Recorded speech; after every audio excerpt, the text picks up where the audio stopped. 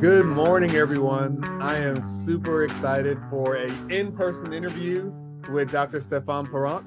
My name is Jaysson Brooks. I'm a pediatric orthopedic surgeon from the Scottish Rite Hospital for Children, and I'm here with my colleague, Ryan Fitzgerald. I'm from St. Petersburg, Florida. I'm a part of Children's Orthopedic and Scoliosis Surgery Associates.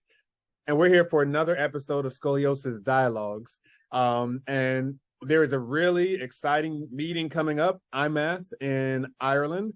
And we're here with the program chair, Dr. Parent. And so we're just here to learn a bit more about this meeting and learn a bit more about what to expect. But before we get into that, Dr. Parent, please tell us a little bit more about where you were born and kind of how you got to the field of spine deformity. Oh boy, we're going to those places. Okay. Yeah. I didn't expect that.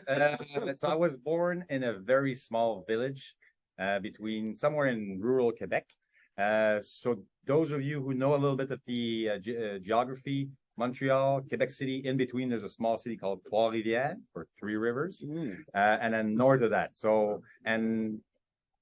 It was a very small village with lots of room to play and all that stuff. So I grew up in a very rural area, and then I went to medical school. Got my my sports was handball, so I tore my ACL, had a few knee operations, but I found that the orthopedic surgeon taking care of me had a great job. Like he was doing surgery with scopes and stuff like that. So it got me interested. So very early, I decided to go into orthopedic surgery. And then while doing an elective in France, I saw spine surgery for the first time. And then I saw the light. And I just said, this is great. It's the closest thing that you can do to touching the brain or the spinal cord. So it was all super interesting. And then I met my mentor, Dr. Labelle, in Montreal, and he even pushed more the boundaries of me understanding 3D and all that stuff. So one thing led to another. Now I'm a pediatric orthopedic spine surgeon with an interest in 3D deformity. So. Yeah, that is really, really cool. Now, I think a lot of people respect people who just get their MD, but you have an MD and PhD, which, makes you doctor. What made you pursue that more academic route, or is that a specific for becoming an academician in Montreal where they kind of want people to have a PhD also? I'm actually the first one who completed his PhD during his residency. Wow. Like I did this, I didn't like to sleep. But the idea was that I was interested in research. I met Hubert Labelle, and he had this idea of a research project. So we started a master's, and fairly early in the process, we found out that this could be a big project. So we just asked the university to do a transfer from master's to PhD. And then so there's a way of doing this, and then did my PhD, added an extra year to my residency, so did my residency over 6 years instead of 5, but got my PhD and my residency at the same time. So came back and it was great. Incredible. Wow, it really is. So thank you for the introduction, and it's good to meet the program chair. Now, this year's IMAST is typically SRS's meeting that's the most cutting edge, new techniques, new technologies. And so that's kind of the general format for it. But this year you have big shoes to fill, because last year we had IMAST in Miami. Yeah. Beautiful location. This year we're going back across the pond to Dublin, Ireland. Yeah. Can you give us a little teaser? How are you going to get a leg up on last year's program? Super excited. I think that last year was our first real meeting coming together after COVID and all that stuff. So there's still people were having some apprehensions, but a lot of people were happy to see each other. But I expect this year's meeting to be even more interesting and better attended, because COVID is getting behind us. So it's really time to go back. European meetings usually draw a lot of attendees because the location is different. It's not in the US, so European people are easy. It's easier for them to go there. People from Asia Pacific are also closer by. So it's a good mix. And then obviously it's difficult to beat the Miami weather, but in Dublin we'll have the great outsides. We can there's golf you can do, and then obviously it's one of the best places in the world for beer and for whiskey. So I think that Guinness and Irish whiskey. So we should be fine.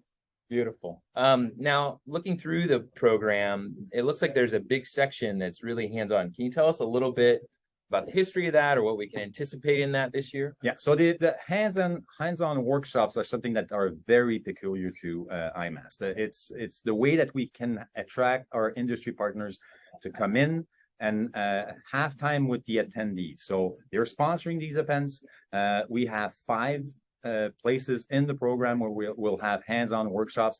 They're usually around either breakfast or lunch. There's even a late afternoon session on Friday where we will have discussions, have different faculties from the industries, sponsored by the industry, come in and describe their experience with new technologies or cutting edge technologies.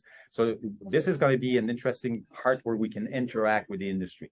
It's a very privileged way of having this relationship with the industry because not many other meetings have this, and it gives a chance to the industry to showcase their newest technologies. It's really exciting stuff. Yeah.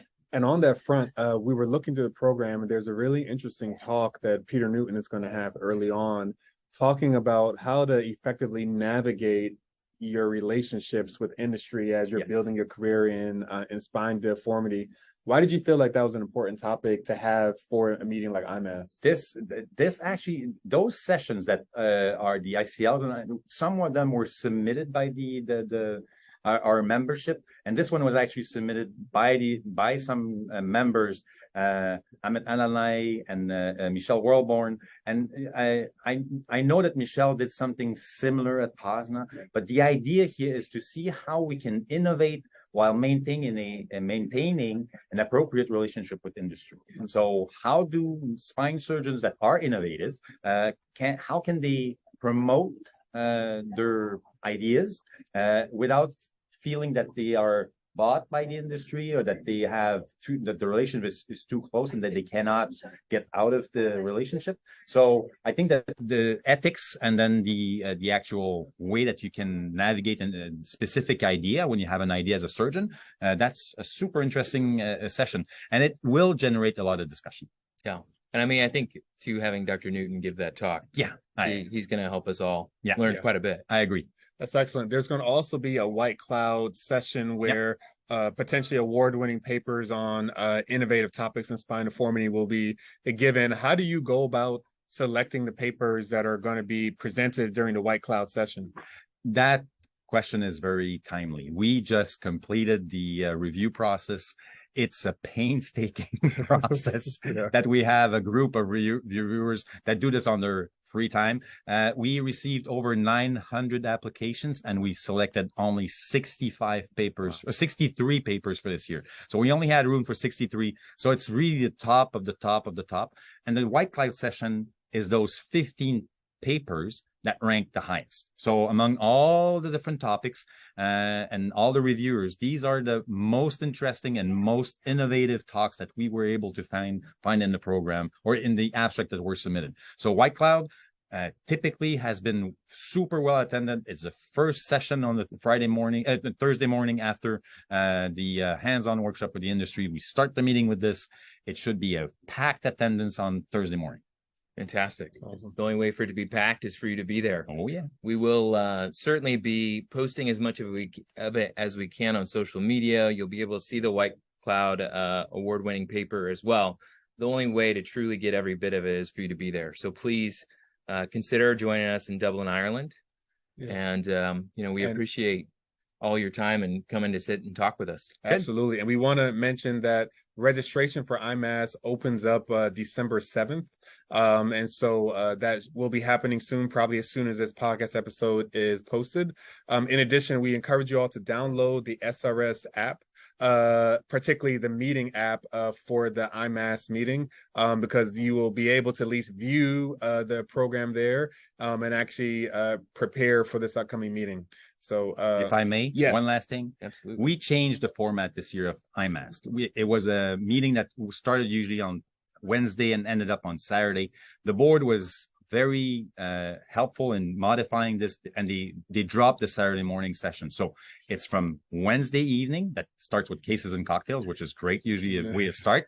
And then 2 full days of meetings, presentations that will end with expert techniques and the 30 years of innovation on Friday night. So these sessions will pack your 2 days. So it's a very condensed meeting, but over 2 days. So you get the most in terms of time away from your practice.